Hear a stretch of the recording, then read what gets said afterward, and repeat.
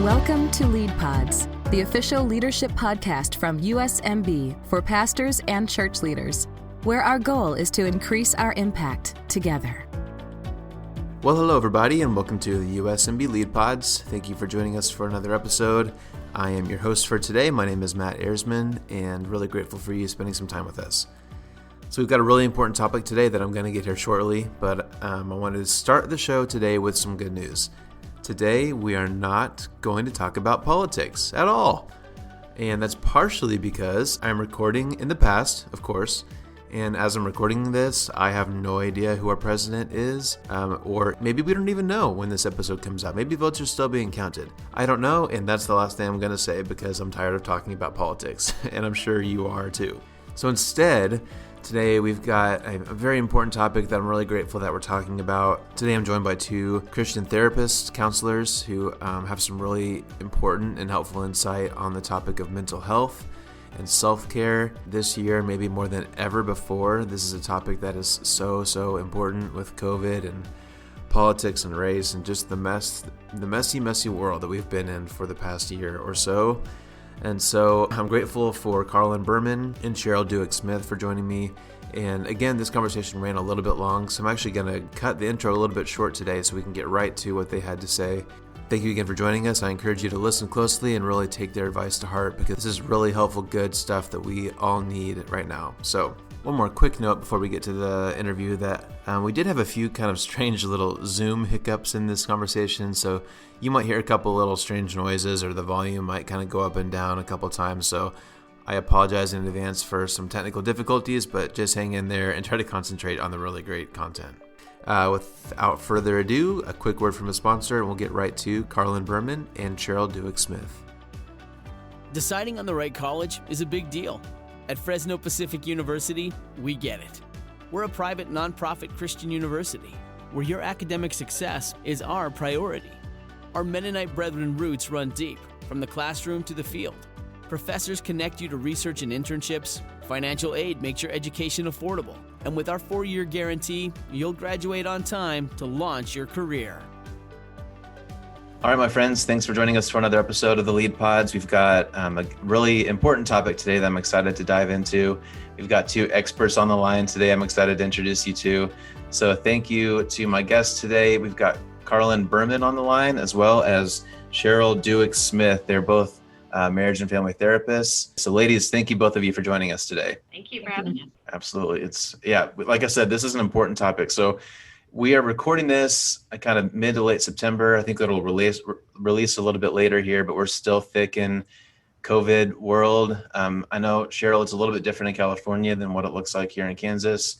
Wherever people are listening, it probably looks slightly different what school and work and church looks like, but we're all facing just crazy times. And I know that's affecting a lot of people's mental health and how they're dealing with this in various ways. And so it's a really important topic. I'm glad we're talking about it. Let's just start by getting to know both of you a little bit. Cheryl, maybe I'll start with you. Why don't you tell us a little bit about you, your family, your practice? I know you also teach at Fresno Pacific, right? Yeah, I am a marriage and family therapist, and I specialize with working with couples and emotionally focused couples therapy.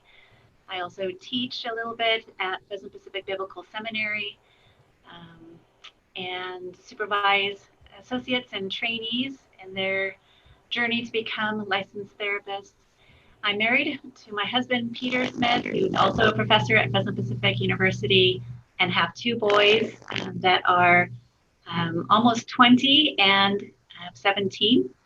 And we've lived around the world working with Mennonite Central Committee in Zambia, and also we were in Czech Republic and Lithuania. So we've had an interesting life that all these things kind of come together as we've landed here in Fresno. Awesome. Very cool. Yeah, I was reading your bio. You've been all over the place. It's cool. All right, Carlin, how about you? Tell me about you and your family and your practice.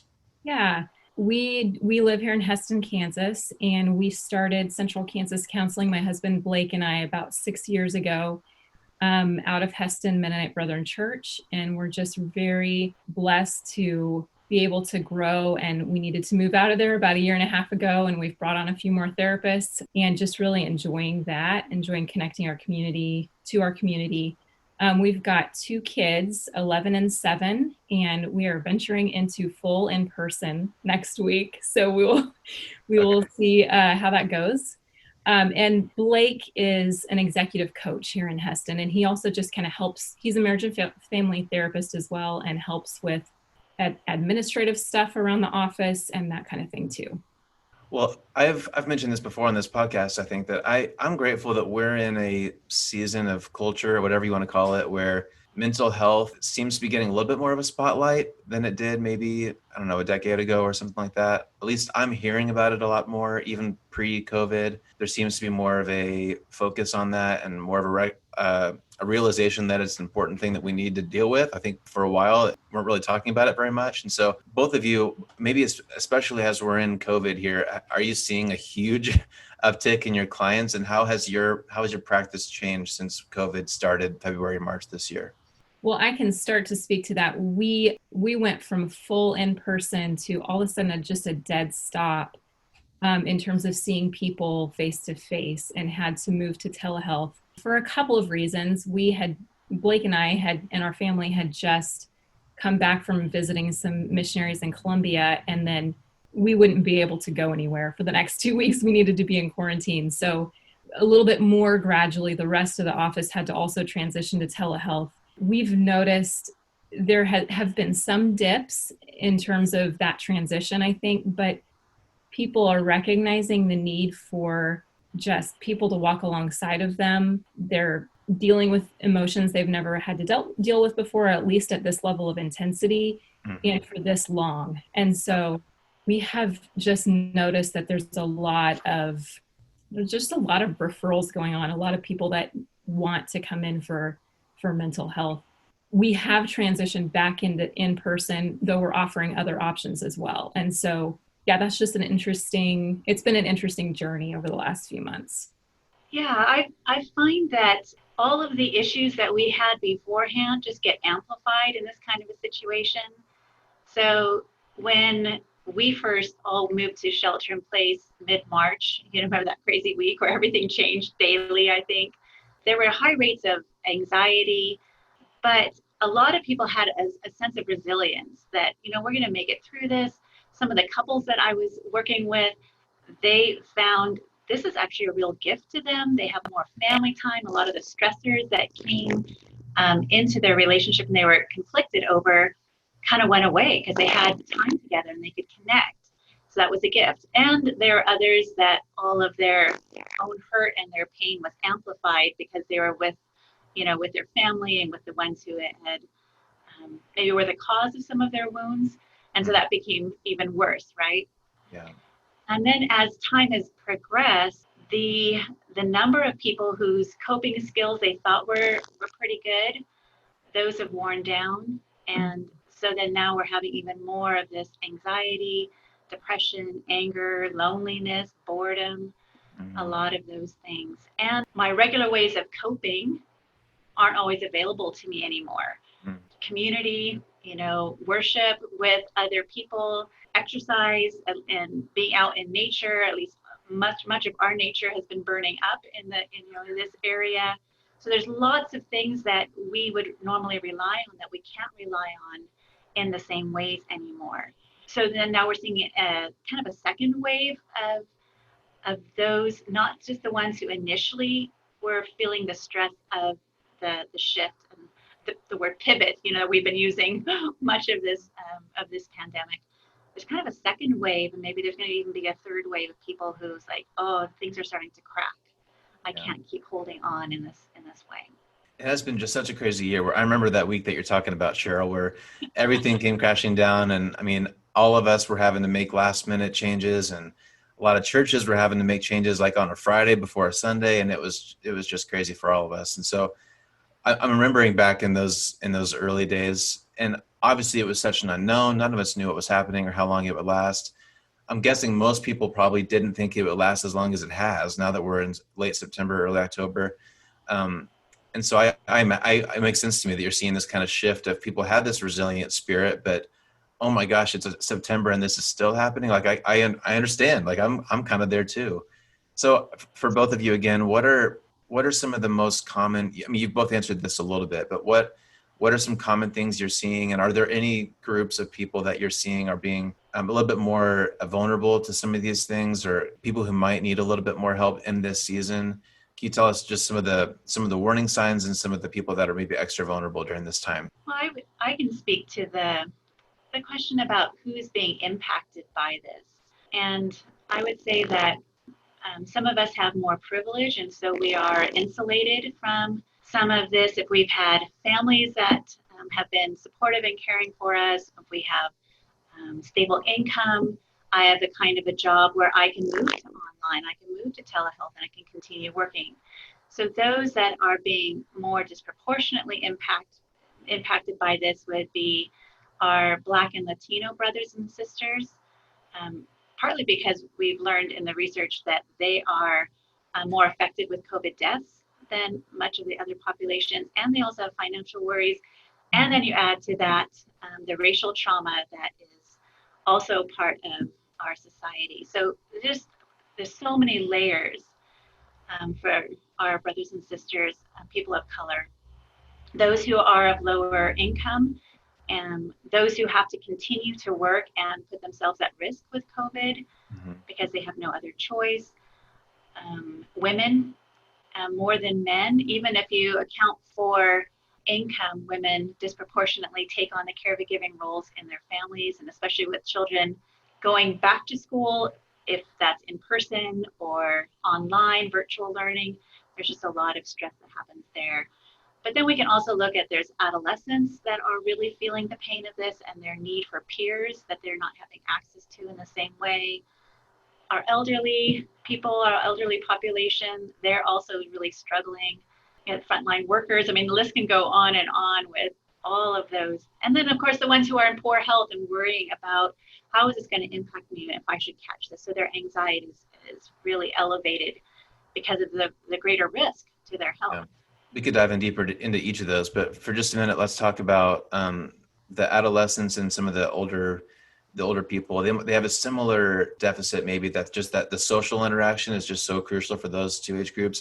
I'm guessing. I'm not a therapist, but like I know that the high school kids are going to want to hang out with their friends, and some older people probably can't spend as much time with their family as they want. And that's one thing I keep hearing is that those risks of social alienation have some pretty big possible damages down the road that we're probably not going to know for a while. Are you, Carlin, maybe we'll start with you. Are you seeing that, or what are some of those kind of social dangers that we need to be aware of? Yeah, I think that there are a lot of social dangers for the whole population, but certainly for teenagers and for the older population. There's just a lot of nursing homes that can't let people in right now. And so families are in lots of ways being cut off from their loved ones. There's also a lot of, you add on to that, that we can access each other through technology, but technology isn't always easily managed in that population. And I think they've got helpers alongside them that work in nursing homes and retirement populations as well, but it can often be pretty frustrating for them. And so that's just something that we just have to keep watching out for and helping alongside. There's also just limited access to mental health for the older population in terms of Medicare. Lots of us in the mental health world aren't allowed to take Medicare. So where, they may benefit from speaking with some mental health provider, there's limited options for that. And so that's frustrating and difficult for both sides, really. Cheryl, do you have more to say about the younger population, or? Yeah, they're more equipped to be able to relate to each other online. And so in some ways that gift helps them to connect, whether it's through social media in different types.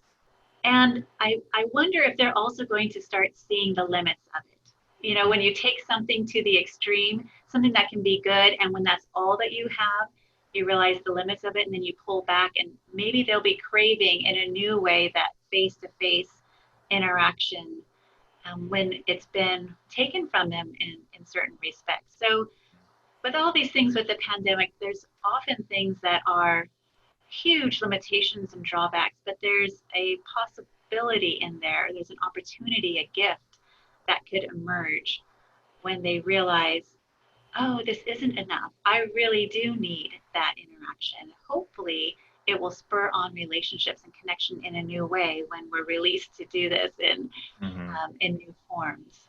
But there is higher rates of depression and suicidality within these populations that we really have to watch for. Mm-hmm.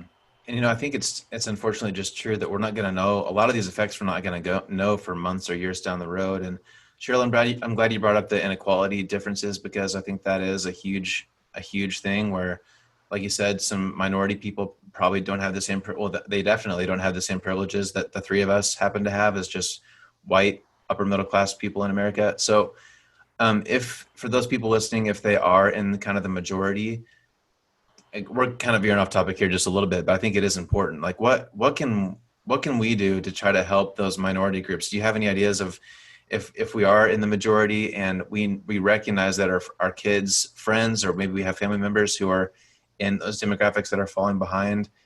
Are you seeing that in your practice? And what are some things that we can do on our end of things? Do you have any ideas?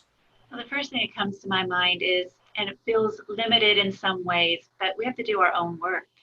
We have to do our own understanding and making sense of, where does this injustice and this inequality come from? And that will allow us to be allies to our brothers and sisters of color, so that we can recognize the trauma and the things that don't make sense to us. We think, why is their anxiety so high? Why would it? Things that we don't understand, we can easily dismiss. When we do more of our own reading, having these important conversations, checking our own biases and the ways that we've seen the world that maybe aren't a true reflection of how things work in our world, that will help us to sit with and not necessarily be in a position of power or helping, but to come alongside and say, what is it that you need? How can I support you? How can I hear your story? How can I see you in a way that is validating, and then listening to what they're needing, right? And some might need access to resources. Some of us we have our benevolent funds in our churches sometimes that is really great for people who need to have their rent paid or to have groceries. But do we have money set aside for mental health care, for the elderly, for those in our community who may not have access to insurance that would help pay for therapy, for families and for couples, for individuals, for kids? Do we make our money available and have some kind of funding so that people have access to mental health care? A little bit of a curveball there, sorry, but I just think that's a really important issue that I think it's good for people privileged just to keep raising that flag. So I'm glad you brought it up, Cheryl. So thank you for speaking into that. So let's back up for just a minute. Let's just go kind of bigger picture. So again, we kind of started by talking about self-care, that it is a little bit more in the spotlight than it has been in previous generations, especially. Could both of you talk a little bit about that? Like how do you define self-care? And maybe even give some basic tips for people who are listening. Maybe they're on, some end of the spectrum dealing with this COVID thing. We all are facing just a lot of uncertainty. So let's start. What is self-care? And do you have just some basic things that we should all be aware of to help recognize what needs we might be having in this tough season? So I recently ran across Dr. David Rose. He's teaching a class on stewardship of self. And I love the way he phrased that. I think that we get better direction when we think about taking care of self so that we can take care of others. I think that it helps us manage maybe any feelings of selfishness that might come up, or beliefs of selfishness that might come up that block our path to self-care. And so when we think about that, like, what kinds of things can we do to help steward our own bodies and our own minds? I also think about, like, how do I teach my children how to do their own stewardship of self as well? I want them to see me doing that so that they know what that looks like as they grow into spaces that they're going to need to take charge of some of those things in their own lives. Like Cheryl was saying before, there's a lot of coping mechanisms that have worked really well for a lot of us for a long period of time that we've lost over the course of the last 6 months. And so we might have to get creative about how do we find those things? Do we need to alter them? Yeah, I don't know. And you've talked a little bit about some tips for that or some things that you can do. I think there's a lot of areas that you can explore, just being in nature, taking care of your body, so exercise and food and what that might look like for you. Spiritual life, that has been interesting because lots of us are still separated from our church home or doing church online. Some of us have been able to go back.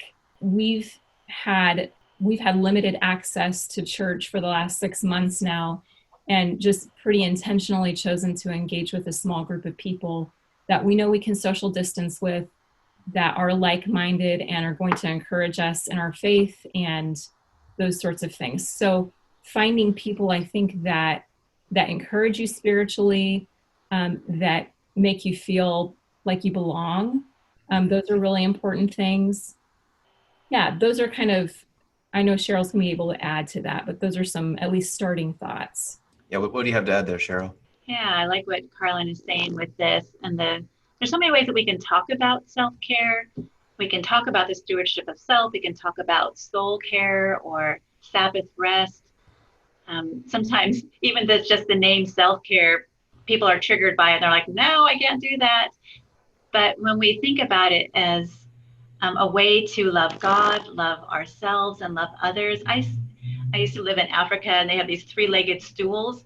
And you kind of have to have all three of these, right? Otherwise, you're going to fall off or you're not going to have stability. So, love the Lord your God with all your heart, with all your soul, your mind, and strength, and love your neighbor as yourself. It has all of those components in it. And so I have a definition from Dr. Papa, who is a colleague and my former professor, and she says that self-care is an intentional, proactive approach of personal care for the self that encompasses the physical, mental, emotional, spiritual, and relational aspects of life.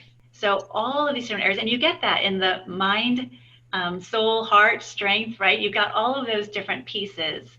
And so often we might think of self-care as self-indulgence, as opposed to this is how I nurture myself in all these important facets of my life so that I can love God well, so that I can love my neighbor well. It's not one or the other. As long as it gets out of whack and we think, well, if I engage in self-care, I'm just going to just be doing all these things for myself. And it is what enables us to move into outreach, into active engagement with others. And that needs to also be paired with my own contemplation and love of God, right? So we're kind of moving back and forth between these things all the time.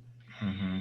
The hard thing is that most of us know what we need to do for self-care. We have some ideas of things that would be good for us, rhythms of rest and exercise and eating well and getting together with people and some form of spiritual exercises or devotionals, but we don't do it, right? Or we do it a little bit, or we start and then stop. So I think it's kind of important to think about what is it that blocks us from engaging in these things that we know are going to be good for us, that will help us mature spiritually and love our neighbors well as take care of ourselves. I think that's the hard part for us. Yeah, I'm glad you mentioned that because that was going to be my next question. I'm guessing you both see a lot of, again, there's kind of a spectrum of some people probably say, oh, I'm strong enough. I don't need any help. I can take care of this by myself. I don't need to come see a therapist. And then on the other end, maybe there's some people who say, well, kind of like you were saying, Cheryl, self-care sounds indulgent. Like I don't need to pamper myself by getting help. They might feel guilty by getting some extra help that they feel like they don't deserve or they shouldn't need help from. I'm guessing you see a spectrum there. First of all, is that true? And then what are some signs that you might encourage people to look for if they start thinking maybe they do need some help, or maybe they actually are relying on someone too much and they maybe should do a little bit more on their own? Can you talk about that a little bit? Yeah, I think there's a lot of different ways that we block self-care depending on what we're dealing with. So people who have had trauma in their lives, there's a lot of different underlying beliefs that might exist that cause them to not feel maybe like they're worthy of taking care of self, feeling like we have to carry for caregivers, maybe we have to carry the responsibility of taking care of everybody else. I think people can sometimes get into a place too where they feel kind of backed into a corner and like they don't have options for one reason or another. And so that could be financial, or it could be, I don't have friends and I don't know how to get friends. There could be a lot of circumstances even that come up and block them from being able to engage in self-care. I know that there are others. One that comes up for me right now is I just had a conversation with someone the other day that said, I know that this is a big deal, but I just don't care anymore. They could see that the coronavirus is still going. It's something I need to pay attention to. I don't have the wherewithal to care. Yeah. And I think that what happens is we live and emote, we have emotions inside this window of tolerance. We can only take so much. Mm-hmm. And when we get to a place where we're operating outside of that window of tolerance, we have to find a way to re-regulate it. And lots of times that happens with apathy. Mm-hmm. And so I think apathy is a huge indicator light that maybe we've just taken on too much and we need to back up a little bit, push the pause button, figure out how to either feel what we're feeling with some support, find some coping mechanisms that work for us, just get kind of back on that in that space where we feel like we can tolerate what's going on around us again. So that's a big one that I've seen a lot recently. I love what you're saying, Carlin, about this window of tolerance and our anxiety, and in our bodies we've been holding and revving high. You can think about like a car, like the engine, we're like we've been revving high for so long, and then our body starts to deteriorate. So you can even be listening to your body with headaches or with your stomach issues. That tells us that we've been holding on to this energy. And when we can't do that anymore, we move into this collapse or this apathy that we can't do that. And sometimes what we do is we turn to other methods of trying to calm our anxiety. So this is where we're seeing more addictions, more alcohol and drugs, to be able to numb ourselves, because that's what we think is our best solution to calm ourselves and get our bodies out of that anxious, revved up state, or that high alert, high arousal that we're in. Or pornography is also one of those things that we turn to, or social media, and we numb ourselves. All these different ways that we numb ourselves and try to regulate, but actually aren't very helpful and create more anxiety. And we think it's going to calm us down, but it actually doesn't. Mm-hmm. So those would be some warning signs that I would look for as well. In terms of the first part of that question, and what blocks us, sometimes it's our theology, right, that you were getting at. Like, how do we see ourself? And is ourself as something evil?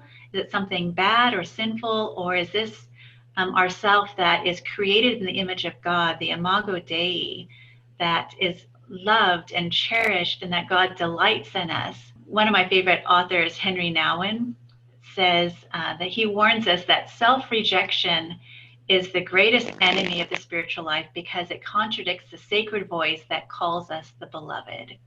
Mm. So do we even see ourselves as the beloved and worthy of this care?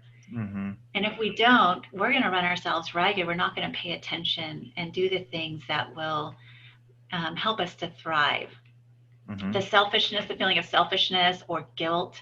And sometimes our churches feed into this too. They emphasize service and caring for everybody else. And then it ends up not being a gift to ourselves or to other people. And it also becomes our identity. What we're doing becomes our identity instead of who we are. So those are some things that also block us from being able to even engage in self-care. And then sometimes our self-care, we believe in it, but then it becomes burdensome. It just becomes another to-do, thing on our to-do list that we're supposed to be doing. Or the things that we've chosen as self-care things are things that we really don't like. So if I put running on my self-care, like this is what I should be doing, and I hate running, I'm not going to do it because this is somebody else's list that I've adopted, as opposed to really spending time listening to myself and who God has created to me to be, and what would be life-giving for me in my particular circumstances. There are things that have been blocked that I can't do because of COVID, but there are things that I can do that could be creative. I might need to think outside the box. And all of those areas that I talked about before, that physically and spiritually, mentally, emotionally, relationally. I imagine all of us, if we were disciplined enough to sit down for even just a few minutes and think about that, I think we could all probably think of things that we know we need or want or whatever, but we just don't take the time to do that. So I think I'm guilty of that. I know probably most people are, that just having the discipline of taking time to actually think and take care of yourself. That's something that we're not very good at. Cheryl, one thing you just said I think is really interesting is the whole, the theology and the church side of it.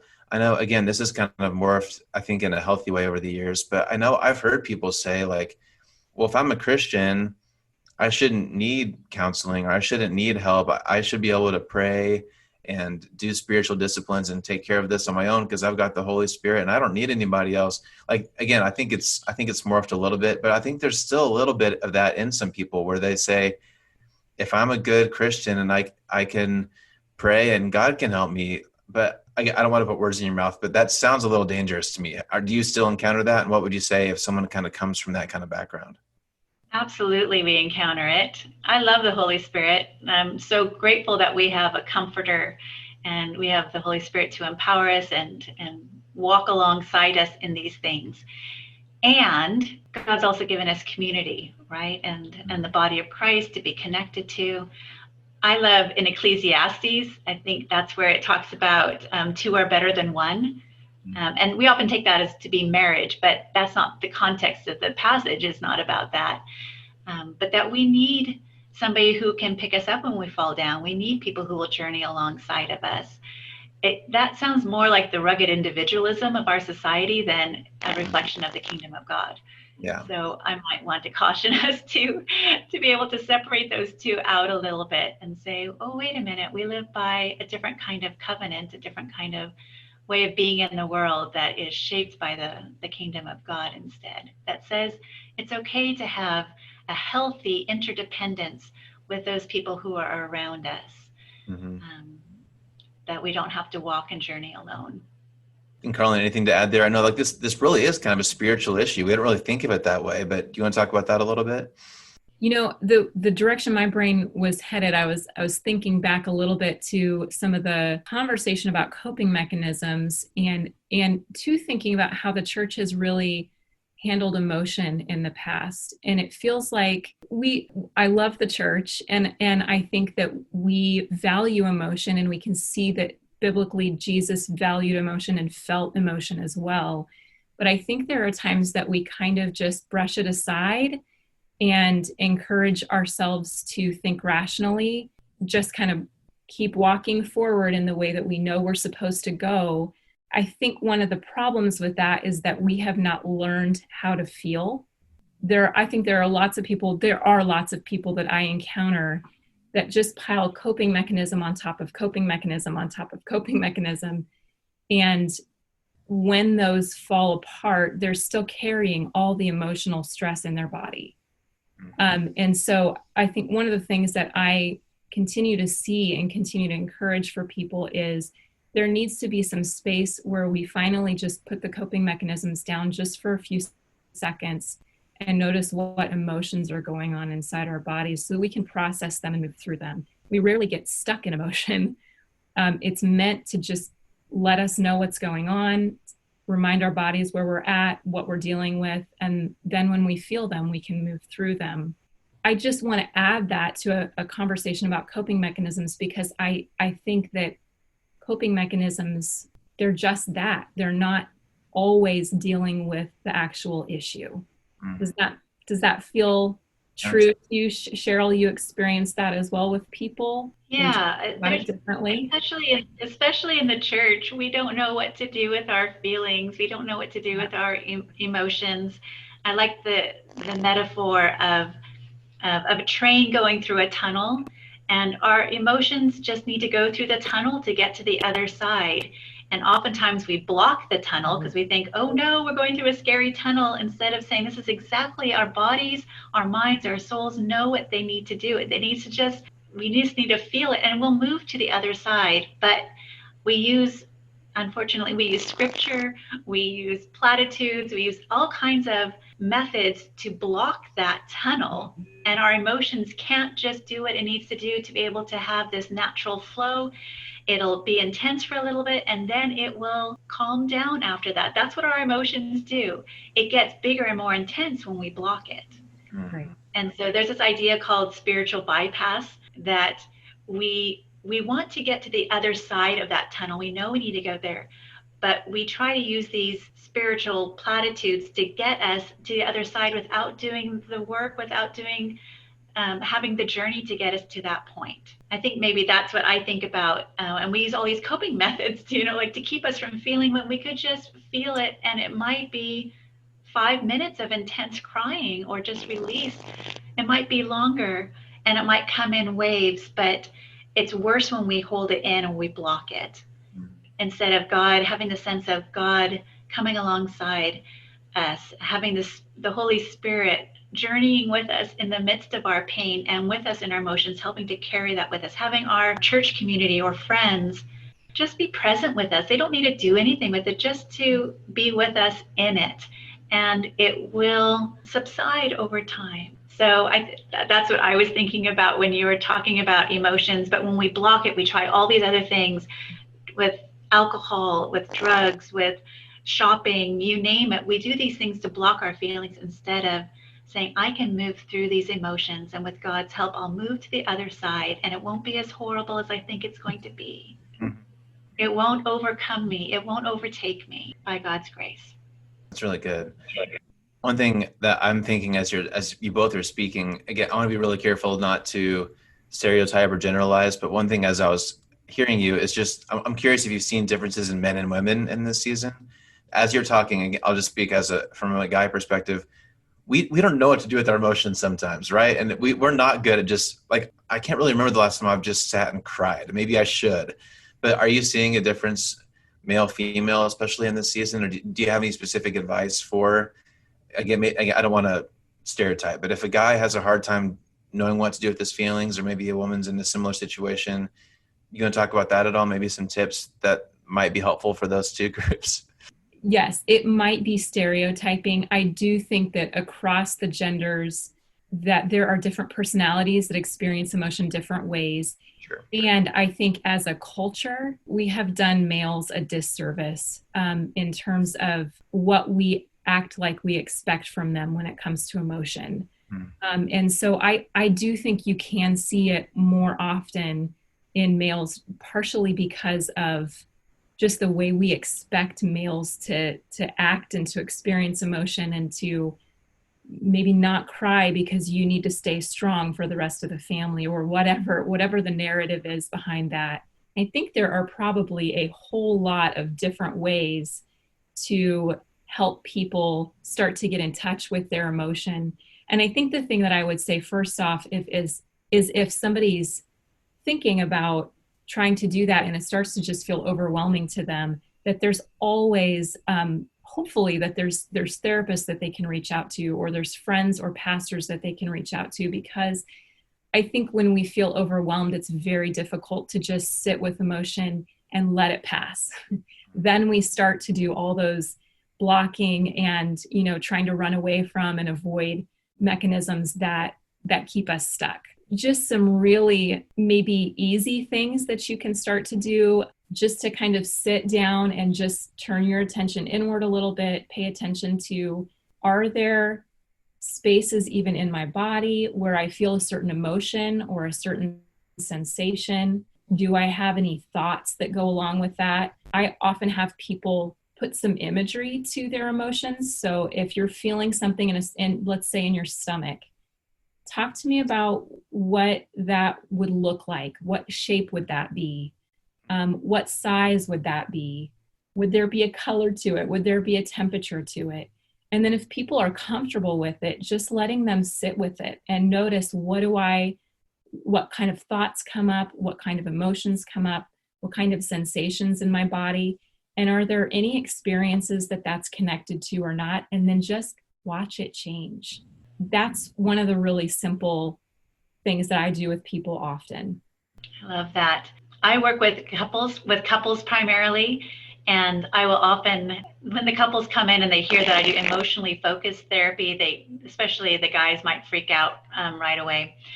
But what I have found is that the men that I work with actually are quite in tune with their emotions. They know it and they feel it inside, often quicker and more, they have a really deep felt sense of their emotions, and they pick up on it on other people really well.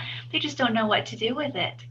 They haven't been taught, they haven't been socialized into being able to express it, to connect with somebody around it. But once we work with them in that situation, their wives are often very surprised. Wow, he feels a lot more than I thought he did.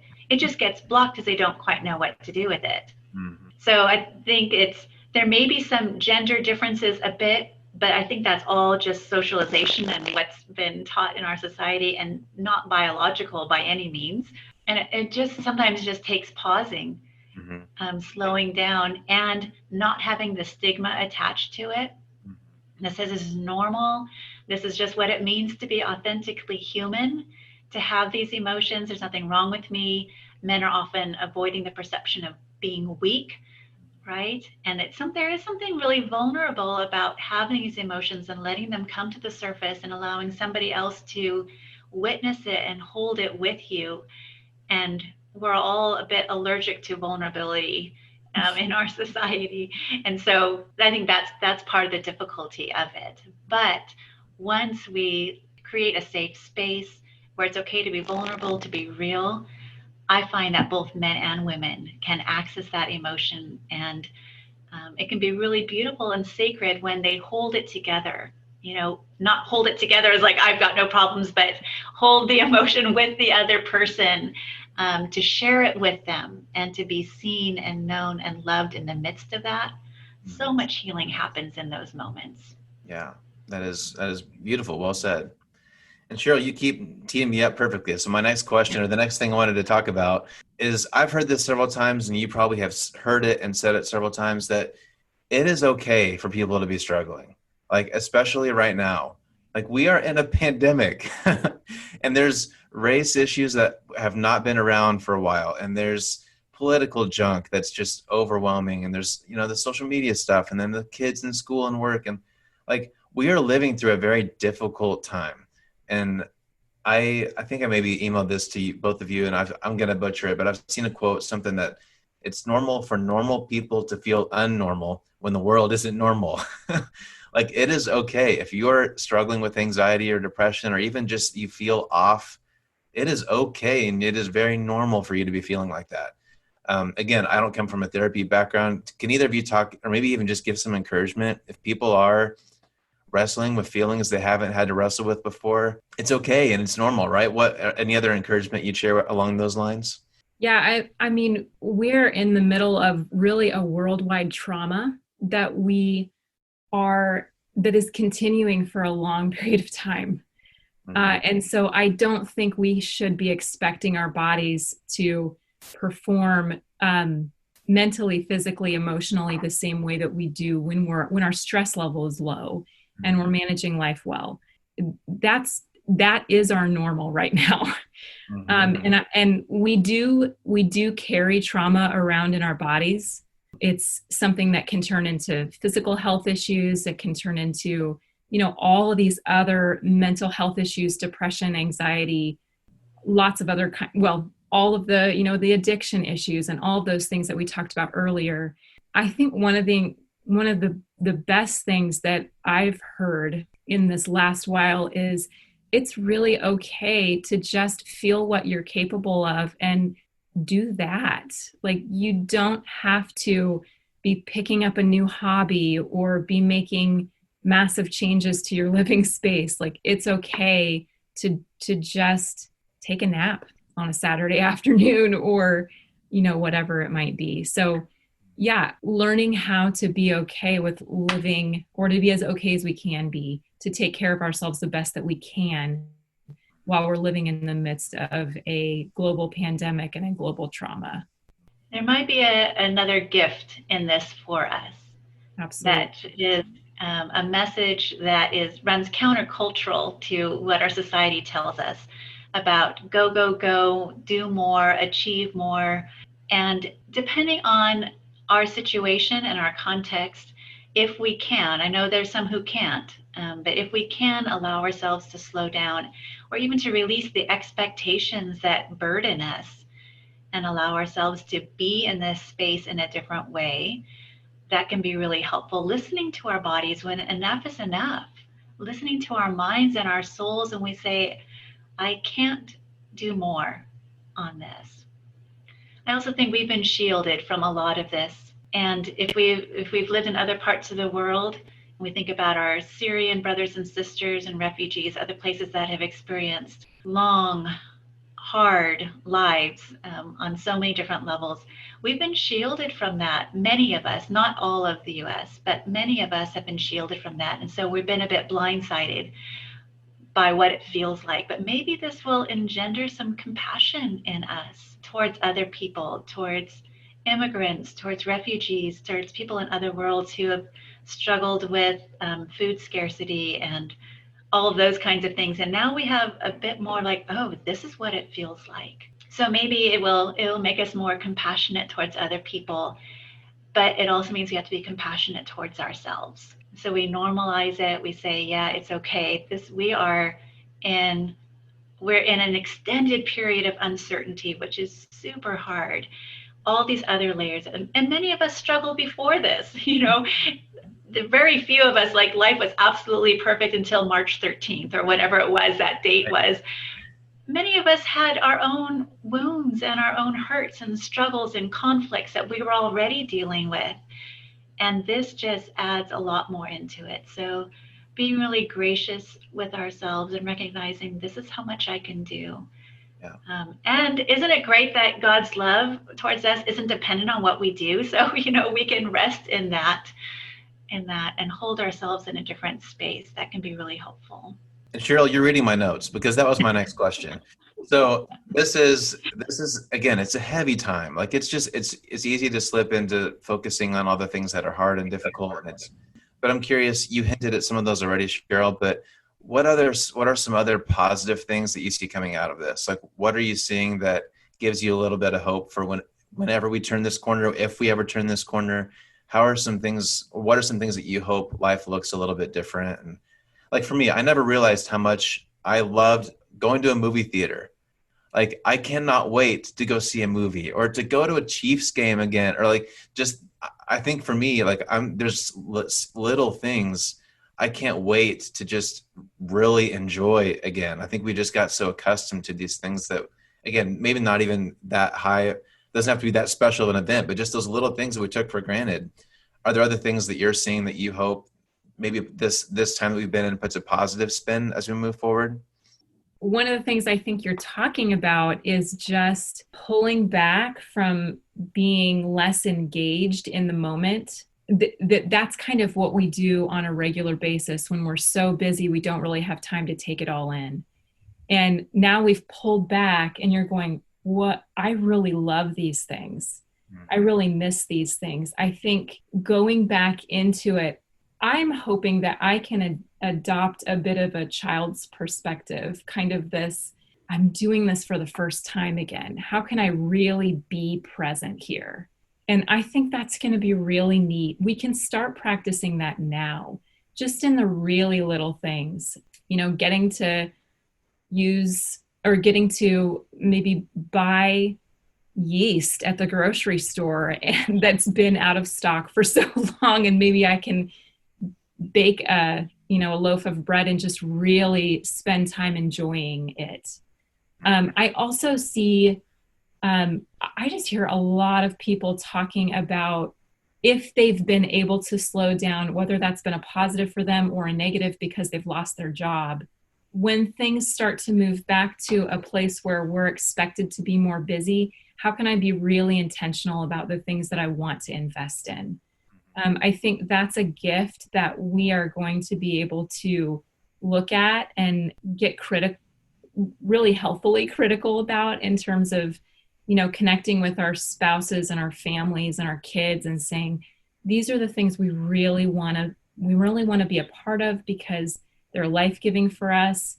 And these are things that we've done in the past, but they just haven't been helpful for others. They haven't been helpful for us. We're going to pull out of those things. Those are two of the things that my brain just right away goes to when you ask about other gifts coming out of this. We have a tremendous opportunity to do some serious reflection about what do we really value and what do we want to hold on to? What's important in our lives? I liked the word that you were using, Carlin, about being intentional and living intentionally.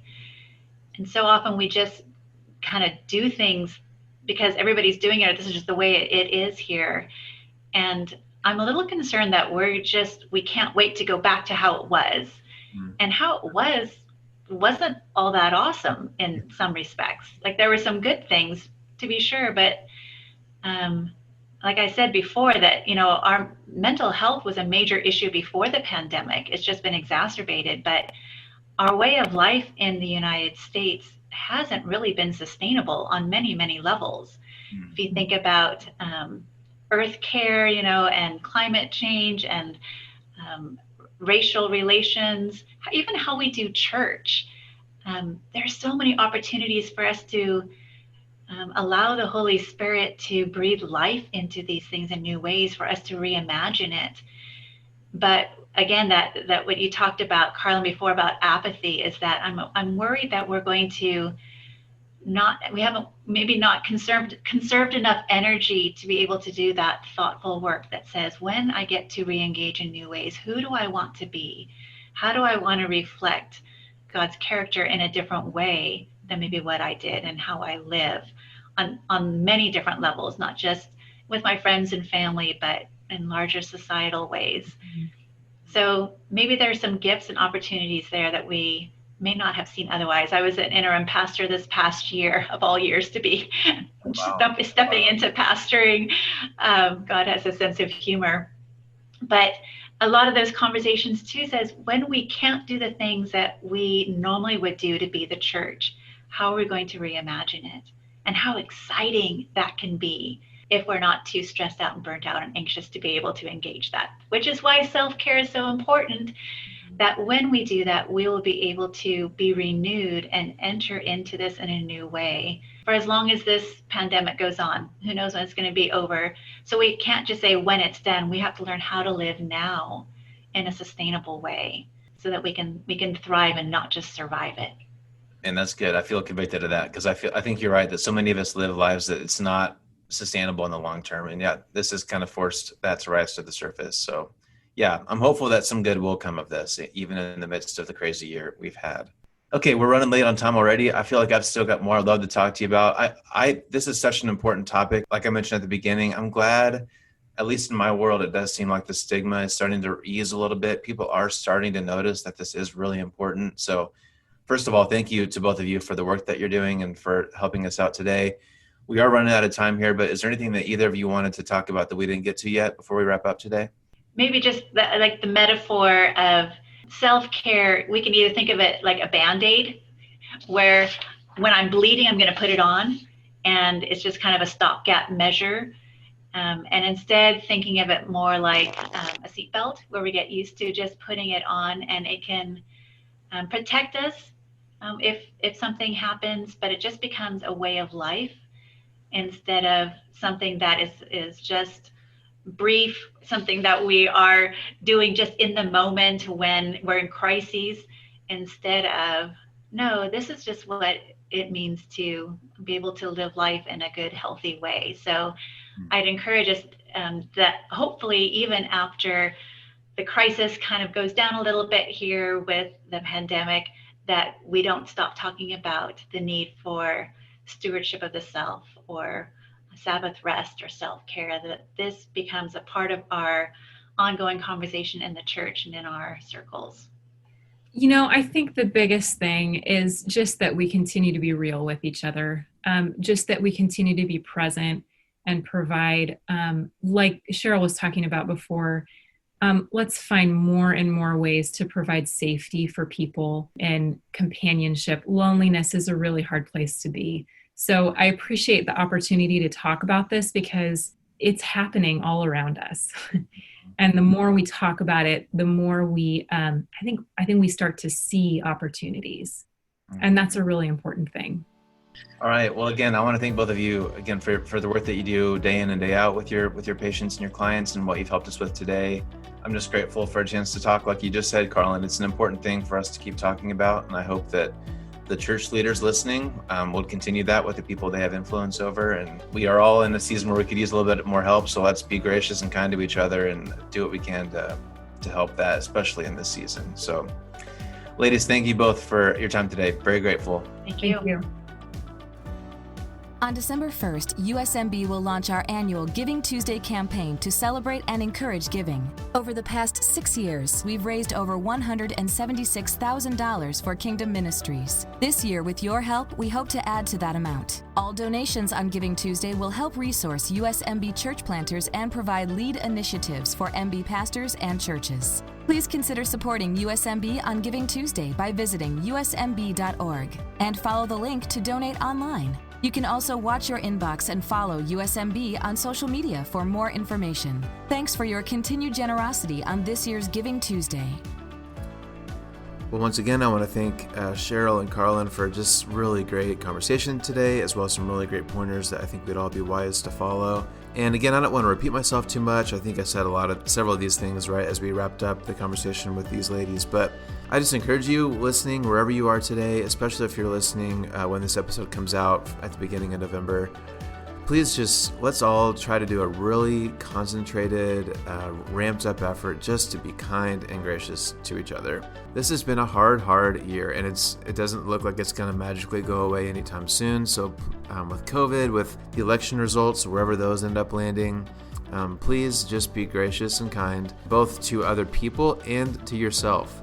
If you're struggling, there's nothing wrong with getting a little bit of extra help from someone like Cheryl and Carlin, who are Christians who come from the same worldview. They have training to help you deal with some of these things that we're all facing. And last episode we talked about the politics on the online stuff, and I've just been really reminded lately that if you're pretty public about your faith, which I hope you are, we all should be. Our friends and family should know that we're followers of Christ. Some of this stuff is just so important that we don't give Christians and Christianity a bad name with how we handle the world when it's difficult, right? If you need some help, don't be afraid or ashamed to reach out and ask for it. And again, just one more friendly reminder to be friendly to the people in your world, especially to those who might be hurting after this crazy year that we've all been in. Okay, that's enough public service announcements for today. Again, I'm grateful for your time. And as we're beginning to wrap up the year here, I hope you are able to wind down yourself a little bit, take some time off work, hopefully, and enjoy some time with family and friends as we enter in this holiday season. And I wish you a really great weekend, and I'll look forward to seeing you next time right here on the Lead Pods. Thanks for listening to Lead Pods. Make sure you don't miss an episode by subscribing to our show wherever you're listening today. Learn more by visiting usmb.org. And be sure to follow us on Facebook, Instagram, and Twitter. We'll see you next time as we learn more practical tools to increase our impact together.